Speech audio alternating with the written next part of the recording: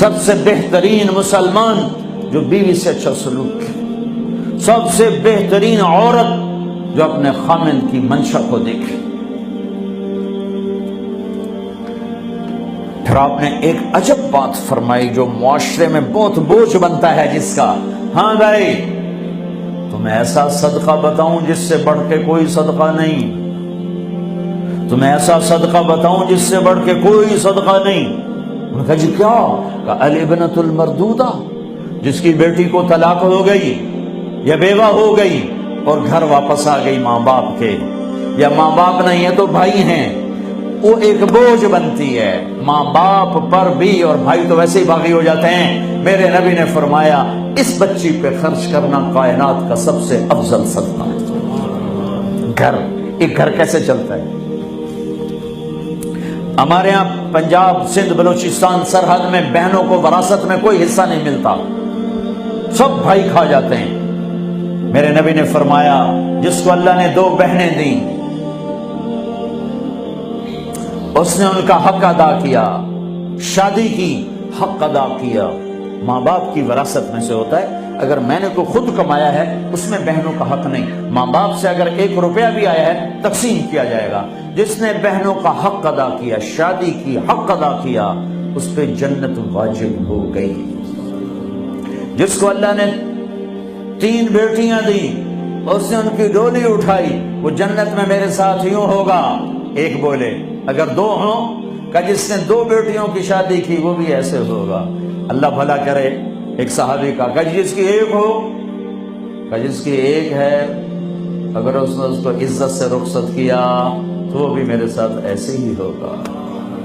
پھر کئی بچیوں کو طلاق پڑی ہے کہ اس کو بیٹا نہیں ہوتا۔ یہاں آنے سے پہلے کا واقعہ، پنڈی سے بچی رو رو برا حال اس کا، میں تو فون سنتا ہی نہیں ہوں ایسے کہ میرا تو کلیجہ پھٹ گیا ہے۔ ہے کہنے لگی کہ سسرال نے کہا تھا بیٹی ہوئی تو طلاق دے دیں۔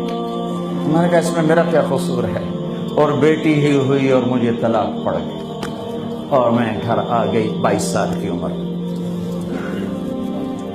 بیٹی دینے والا اللہ اور ظلم کرنے والا سسرال۔ میرے نبی کو اللہ نے بیٹے دے کے اٹھا لیے، قاسم اٹھا لیے، عبداللہ اٹھا لیے، ابراہیم اٹھا لیے، 4 بیٹیاں دی، 3 زندگی میں اٹھا لی، زینب، ام کلثوم، رقیہ، تینوں آنکھوں کے سامنے چلی گئیں۔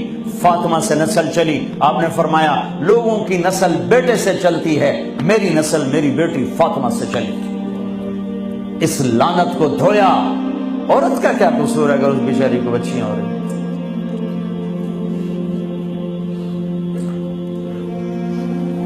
جس نے اپنی بہنوں کو حق ادا کیا، جس نے بیٹیوں کو ڈولے میں بٹھایا، ان کا حق ادا کیا، کہ جنت میں یوں ہو جائے گا۔ بہنوں کو دینا اتنا ضروری ہے، حرام ہو جاتی ہے روٹی۔ میں نے مولانا جمشید صاحب میرے استاد ہیں، میں نے ان سے تفسیر پڑھی۔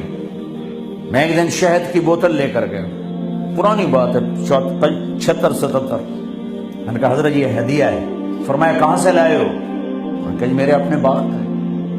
فرمایا تیرے باپ نے اپنی بہنوں کو، تیرے باپ نے اپنی بہن یعنی میری پھوپھیوں کو، تیرے باپ نے اپنی بہنوں کو زمین میں سے حصہ دیا تھا؟ یہ سوال کیوں کیا؟ 10 روپے کی شہد کی بوتل تھی اس وقت، کہ اگر دیا تھا تو یہ میں لے لوں گا، اگر نہیں دیا تو پھر یہ حرام ہے، میں نہیں لوں گا۔ یہ مطلب